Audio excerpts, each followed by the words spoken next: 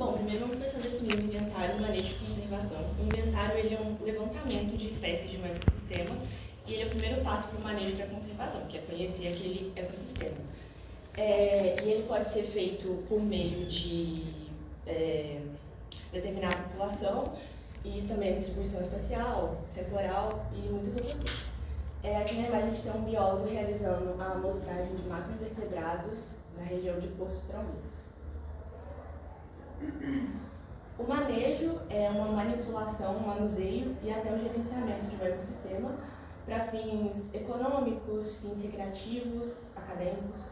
E aqui a gente tem um biólogo realizando a coleta para monitoramento da qualidade do sedimento. A conservação é a manutenção da conservação daquele ecossistema ou até mesmo a recuperação dele. E aqui a gente tem um biólogo realizando o monitoramento de comunidades bentônicas. Límnico é todo aquele ambiente de água doce, então são rios, riachos, lagoas, reservatórios, e aqui na imagem a gente tem o rio Amazonas. O ambiente estuário é um ambiente de mistura entre a água do continente e a água do mar, e ele pode ser medido quanto ao seu grau de mistura. O seu grau de mistura é dividido basicamente em alto, médio e baixo estuário, mas qual que é a diferença entre esses três? Alto estuário é quando você tem uma maior deposição de água dos rios do que de águas oceânicas. Médio estuário é justamente um meio a meio, então seria basicamente metade de água do rio e metade da água dos oceanos. Enquanto baixo estuário você tem uma maior deposição de água oceânica do que de água fluvial, de água dos rios. E ali a gente surgiu umas Não, o ambiente marinho é ambiente de água salgada, oceanos, mares, os próprios estuários, manguezais também, e ali a gente tem um Recife. Bom, segundo o CFB, o profissional dessa área, ele deve desenvolver e utilizar tecnologia de sensoriamento remoto e geoprocessamento aplicados a estudos de ecossistemas aquáticos e indicar áreas passíveis de uso para recreação, lazer, conservação e exploração econômica. E essas são algumas das atividades que o profissional dessa área pode fazer. Muito bem. Então, eu e o Pedro, para continuar o nosso trabalho, a gente optou por entrevistar profissionais da área e a gente fez algumas perguntas para eles relacionadas a esse tema. Nós fizemos como fonte o professor Roberto da Gama, que foi nosso professor do segundo período, ele também trabalha com organismos bentônicos. A Laís Soranço, ela é formada em Biologia com bacharelado e licenciatura aqui pela UFJF. O professor Alexandre, da Universidade Federal de Alagoas. O professor José Lino, da Universidade de Lisboa, lá em Portugal. E também o CRB.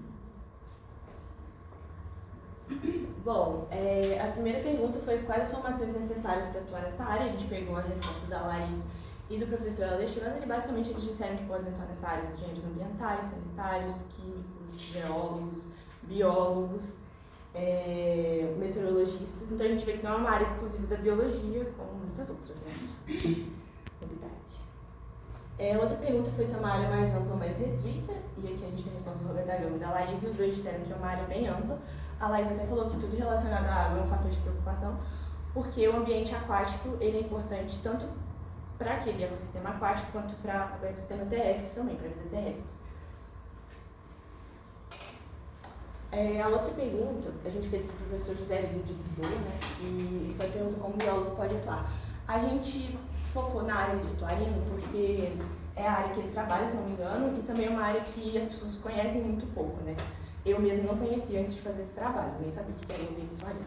Mas ele respondeu que um biólogo nessa área pode atuar em 3 níveis principais: de investigação, que ele desenvolve projetos científicos e estudos aplicados, já que é uma área que é pouco estudada, é pouco conhecida, então é importante desenvolver projetos de monitoramento e de impacto ambiental.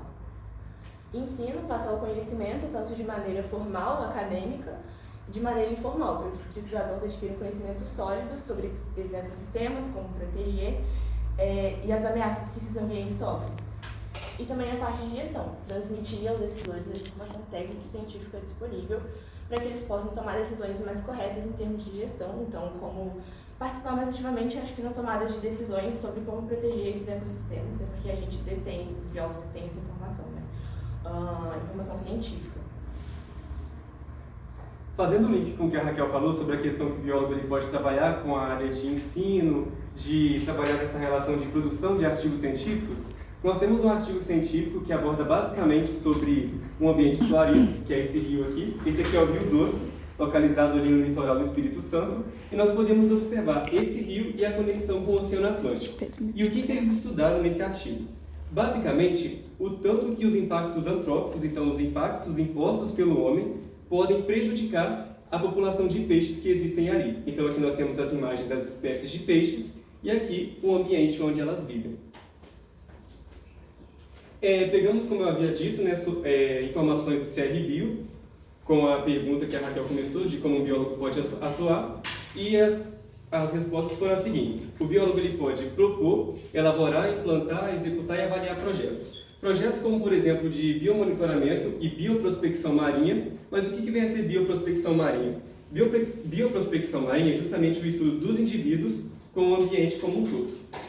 Desenvolver e utilizar tecnologias moleculares para estudos taxonômicos, então pegando um gancho ali com a genética molecular para poder definir alguns táxons.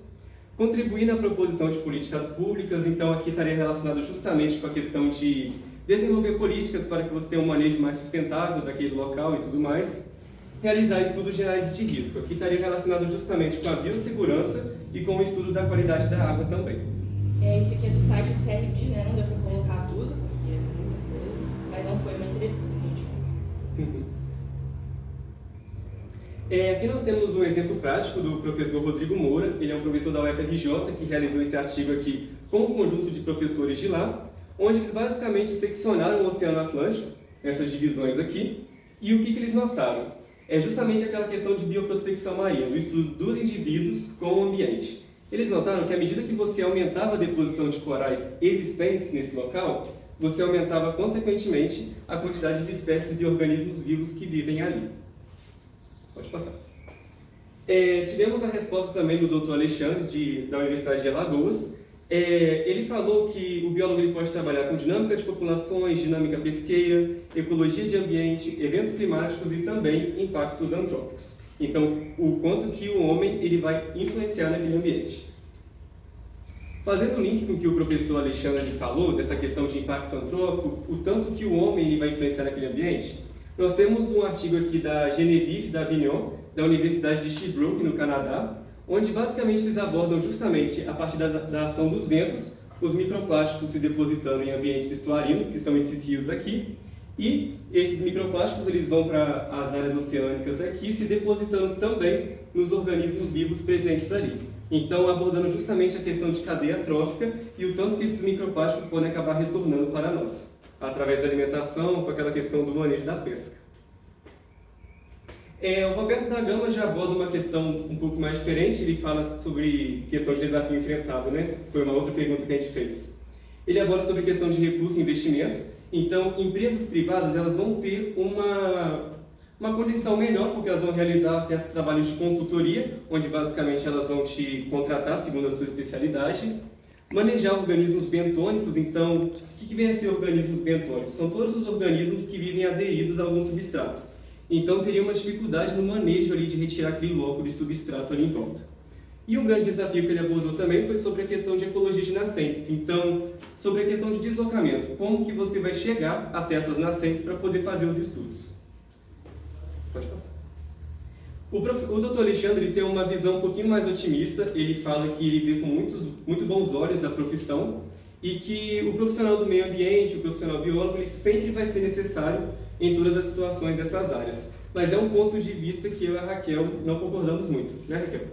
Porque eu vejo positivamente essa área, porque eu acho que ela realmente é muito atual, muito pertinente, muito importante, mas não voltado só para o biólogo, né? Porque a gente viu que muitos outros profissionais podem trabalhar nessa área e a gente sabe que na primeira oportunidade de não contratar um biólogo, eles não vão contratar um biólogo. Então eu não vejo tão positivamente assim voltado para a biologia.